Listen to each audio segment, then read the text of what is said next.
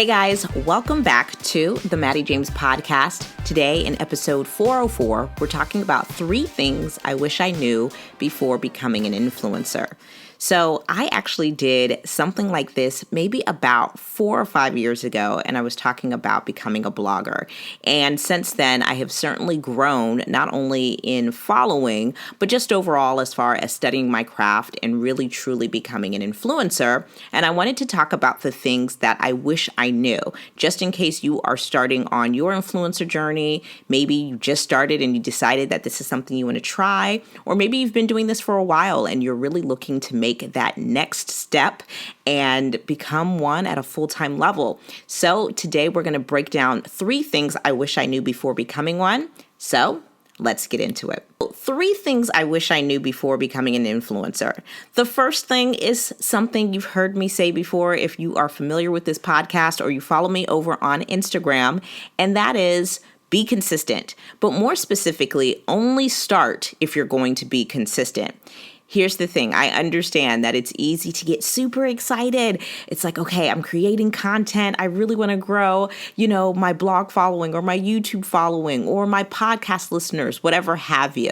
And guess what? Those first 2-3 weeks are really exciting. You've got a pep in your step. You're just kind of thinking about all of the possibilities, maybe potentially working with brands that you've dreamed of working with, or even doing this at a full-time level so you can leave behind your 9-to-5 or your day gig. However, what happens is after about those first 3 weeks, things definitely become real and you realize how much effort it actually requires to be a really good influencer. And so here's the thing, even when you don't feel like it, you still have to be consistent. Trust me, I had one of those days yesterday. I did not want to show up. I did not feel like doing anything, but it's really, really important to make sure that you exercise that consistency muscle. So on the days you don't feel like that, your discipline can really shine. Here's the thing, you guys. The fastest way to grow your audience organically is by posting content consistently. The fastest way to grow your following organically is by posting content consistently. And so this is something that I want you to hold on to. It's so true. There's no other way. There's no shortcut. Trust me, if there was, I would have figured it out by now.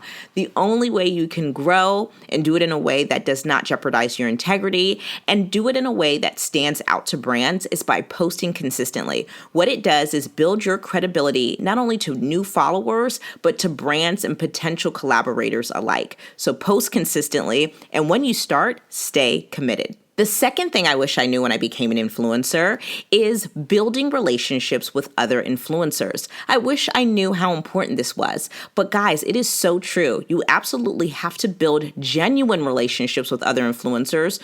One, because it is so important to be around people who are doing similar things that you're doing so you can stay encouraged, so you can learn maybe from their mistakes and vice versa.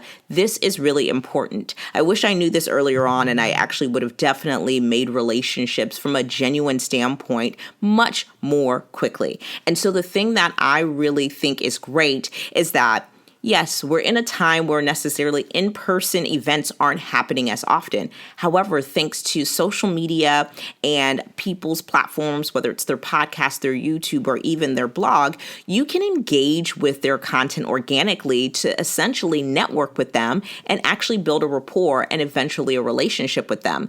I think a really great channel to do this on is Instagram stories. I feel like this is a little bit more casual than like an in-feed post comment or even a comment on a blog or a YouTube video, and people are more likely to respond in stories just because that's the nature of how you use Instagram stories. And so if you watch somebody's stories on a consistent basis, be sure to respond genuinely if something that they do speaks to you, And then I think over time, you don't want to comment once or twice and be like, let's jump on a Zoom call, let's grab dinner, let's go to, get coffee. You want to make sure that, again, it's an organic response and kind of interaction. And then, of course, if authentically this rapport now goes from social media and grows into an actual in-person relationship, then that's a great thing. But you certainly want to let that happen in its own time and a natural flow. Like I said, I think starting with commenting and engaging on other people's content is a really great way to start. And then before you know it, the people who naturally just gravitate towards you and vice versa will happen, and you can build on that accordingly.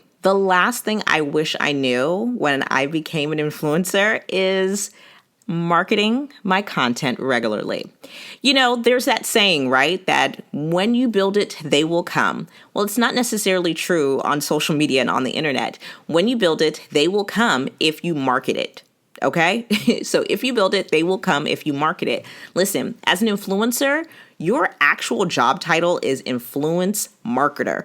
You are supposed to be marketing across the board, marketing, sales, those things are not bad words. These are all things that are part of business, and it's just the nature of the industry. It's actually the influencer marketing industry.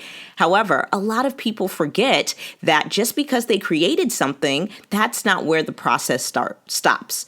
What happens is when you create the content, it is your job to make sure that you let your audience and potentially new followers and even potential brand partners and collaborators know, hey, I've got some new content up. And you can do this really successfully and really organically on cross platforms. So if you posted a new video on your YouTube and you have your largest social media following on Instagram, it would behoove you to let them know, hey, swipe up to watch my new YouTube video, check out the latest YouTube video. If you have an email list or you are very active on Twitter, let them know there too. I like to cross promote and make sure that I market my content effectively across the board, because what happens sometimes is I will mention something on my stories very organically with my audience, and they'll be like, oh, I never knew that you had a podcast, or I didn't know that you did YouTube. And it's that means I'm not doing my job effectively. I'm not doing my job right. Because if I cannot market my content successfully, I really won't be able to do that for a brand's service or product.